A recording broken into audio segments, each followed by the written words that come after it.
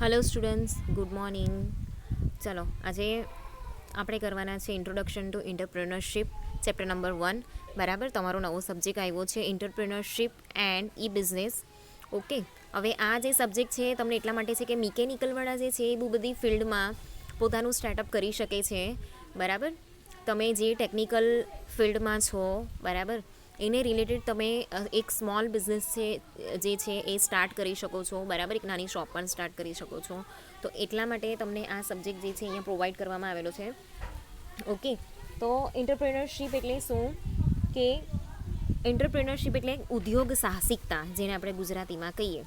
બરાબર, તો કોઈ પણ વસ્તુ જે છે એનું આપણે સેલિંગ સ્ટાર્ટ કરીએ છીએ. બરાબર, પ્રોડક્શન માની લો કે જાતે પ્રોડક્શન કરીએ. ઓકે, ક્યાં તો પછી આપણે એવું પ્રોડક્શન કરવાવાળા જે લોકો છે એની પાસેથી આપણે સપ્લાય કરાવીએ. બરાબર, અને તમે એક શોપ છે ત્યાં તમે એને સેલ કરો છો, તો એને કહેવાય એન્ટરપ્રેન્યોરશિપ. તો તમે કહેવાઓ એન્ટરપ્રેનર. તમે શું કહેવાઓ? એન્ટરપ્રેનર. બરાબર છે. તો મિકેનિકલવાળા માટે આ સબ્જેક્ટ જે છે એ બહુ ઇમ્પોર્ટન્ટ છે. જેવી રીતે ઓર્ગેનાઇઝેશનલ બિહેવિયર હતો તમને લાસ્ટ સેમેસ્ટરમાં. બરાબર છે. તો એની અંદર શું હતું કે લાસ્ટ યરમાં હતો, બરાબર, 4th સેમેસ્ટરમાં. તો એક ઓર્ગેનાઇઝેશનની અંદર બિહેવિયર કેવી રીતે કરવાનું છે, બરાબર છે, એની વાત હતી એની અંદર. બરાબર, એટલે મેનેજમેન્ટ અને સાયકોલોજી બંને ભેગું હતું. હવે અહીંયા કેવું છે કે એન્ટરપ્રેનર જે છે એ પોતાનો બિઝનેસ જે છે એને સક્સેસફુલ કેવી રીતે અહીંયા બનાવી શકે. બરાબર, તો એના માટેનો જે એન્ટરપ્રેન્યોરશિપનો જે કન્સેપ્ટ છે, બરાબર, એના માટે કેવું નોલેજ હોવું જોઈએ, કઈ કઈ સ્કિલ્સ જે છે રિક્વાયર્ડ છે. બરાબર, એ બધી વસ્તુ જે છે આપણે અહીંયા શીખવાના છે કે એન્ટરપ્રેન્યોરશિપનો રોલ શું છે ઇકોનોમિક ડેવલપમેન્ટની અંદર. બરાબર છે, એની પ્રોસેસ શું છે, એના ફેક્ટર્સ કયા કયા છે. ઓકે, એની અંદર મેનેજરિયલ સ્કિલ્સ અને એન્ટરપ્રેન્યોર જે અપ્રોચ છે, બરાબર, એ બંને વચ્ચે ડિફરન્સીસ શું છે એના વિશે આપણે ભણવાના છે. ઓકે, ચાલો તો આપણે જોઈએ ઇન્ટ્રોડક્શનથી કે એન્ટરપ્રેન્યોરશિપ શું છે. તો entrepreneurship has been defined as a willingness and capacity of individual or groups to develop, organize and manage a business venture along with all its risk in order to make a profit. હવે આપણે entrepreneurship જે છે, બરાબર, એની અંદર મતલબ આપણે જે startup કરીએ છીએ શા માટે કરીએ છીએ, એનું મેઇન ઇન્ટેન્શન શું છે. તો આપણે વિલિંગનેસથી, પોતાની ઈચ્છા શક્તિથી આપણે એક ઇન્ડિવિજ્યુઅલ છે, બરાબર, કે કોઈ એક ગ્રુપ છે. ગ્રુપ એટલે એની અંદર કેવું હોય કે બધી અલગ અલગ પેઢી હોય. બરાબર, સોલ પ્રોપર્ટીયર્સ, તો એની અંદર એક જ વ્યક્તિ હોય. બરાબર છે. પછી પાર્ટનરશિપ, તો એની અંદર 3 પાર્ટનર હોય, 4 પાર્ટનર હોય, 6 પણ હોઈ શકે. બરાબર, વધારેમાં વધારે 10 પાર્ટનર બી હોઈ શકે. તો એવી રીતે પાર્ટનરશિપની અંદર બી અહીંયા બિઝનેસ આપણે કરી શકીએ છીએ.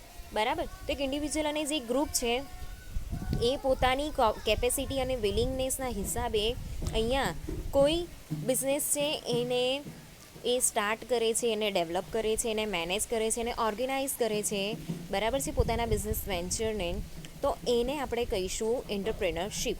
બરાબર છે. અહીંયા બીજી વસ્તુ છે કે એ પોતે અહીંયા રિસ્ક લે છે, બરાબર છે, પ્રોફિટ બનાવવા માટે. બરાબર, તો અહીંયા 2 ફેક્ટર જે છે એ બીજા વધારેના કામ કરે છે. એક તો અહીંયા રિસ્ક લેવી પડે છે, બીજું અહીંયા રિસ્ક લેશું તો આપણને પ્રોફિટ થશે. બરાબર, એક મેટર બી અહીંયા કરે છે. તો it risk in order to make a profit. બરાબર છે.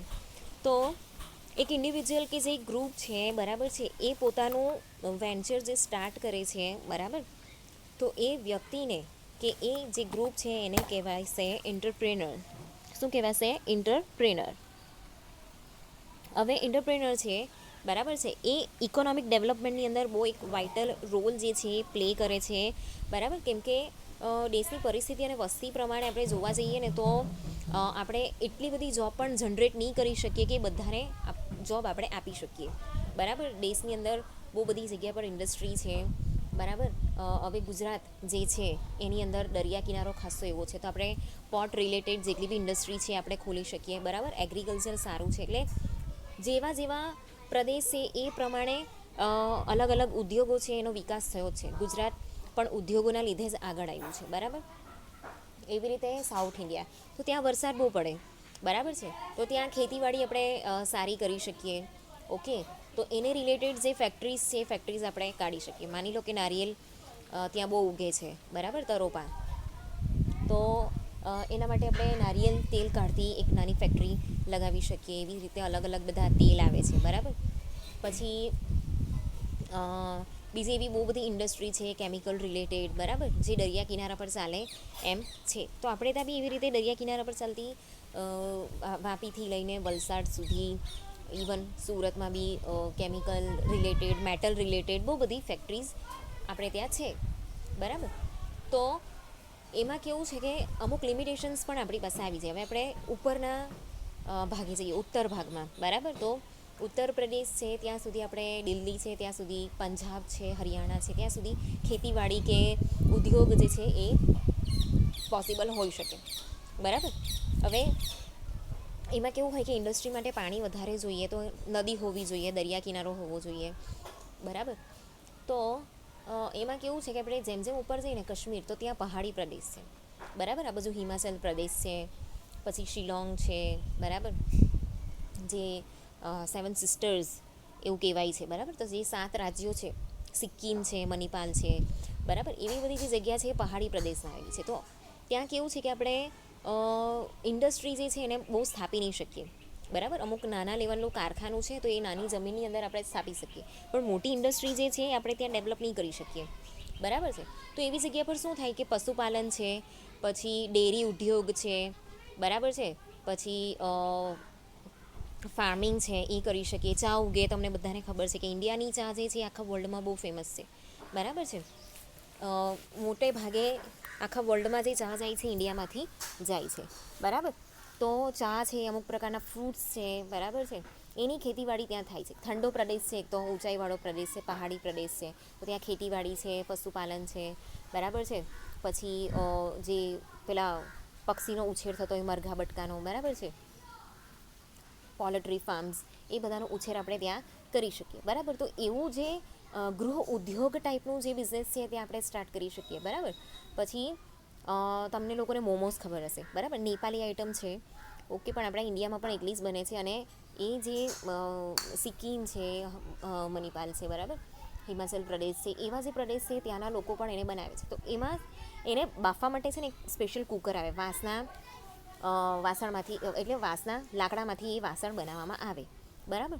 તો આ એક એક્ઝામ્પલ છે કે આપણે આવી રીતે બધા વાંસના ટોપલા ને બધું આપણે જે છે, બરાબર, એ લોકો બનાવીને એક આવો નાનો સ્મોલ બિઝનેસ છે જેને ગૃહ ઉદ્યોગ કહીએ છીએ, બરાબર. એ ઇન્ડસ્ટ્રીમાં નથી આવતું, બરાબર, મોટી ઇન્ડસ્ટ્રીમાં નથી આવતું, પણ એક નાનો ગૃહ ઉદ્યોગ જેવું એ કહી શકાય, બરાબર. તો એનો ડેવલપમેન્ટ આપણે કરી શકીએ. પણ ત્યાં આપણે મોટી ઇન્ડસ્ટ્રી, કેમિકલ ફેક્ટરીઝ છે કે પછી મેટલને રિલેટેડ, પ્લાસ્ટિકને રિલેટેડ એવી કોઈ ફેક્ટરી આપણે ત્યાં બહુ સ્થાપી શકીએ નહીં, બરાબર છે. એવી રીતે કાશ્મીરમાં જઈએ તો જે કાશ્મીર છે, શિમલા, કુલુ, મનાલી બધું પહાડી પ્રદેશ પર છે. તો એ લોકોનું ટોટલી જીવન કેવી રીતે ચાલે છે? ટુરિઝમ પર, બરાબર. તો ત્યાં ટુરિઝમને રિલેટેડ જે છે ત્યાંની ગવર્મેન્ટ એમાં ડેવલપમેન્ટ કરે છે, બરાબર. તો એવી રીતે લોકો કમાય છે, ઓકે. તો આ રીતે એન્ટરપ્રેન્યોરશિપ જે છે એની અંદર આપણે કેવું છે કે બધાને જોબ નહીં આપી શકીએ. તો જેવા એરિયાની અંદર ઇન્ડસ્ટ્રીની સ્થાપના કરવામાં આપણે સક્ષમ નથી કે પછી બધાને જોબ નહીં આપી શકીએ, બરાબર. ઇવન ગુજરાતમાં પણ લઈ લઈએ, ગુજરાતની વસ્તી આપણે જોઈએ તો અબજોની અંદર એ પણ આવતી હોય, બરાબર, કરોડોની અંદર એ પણ આવતી હશે.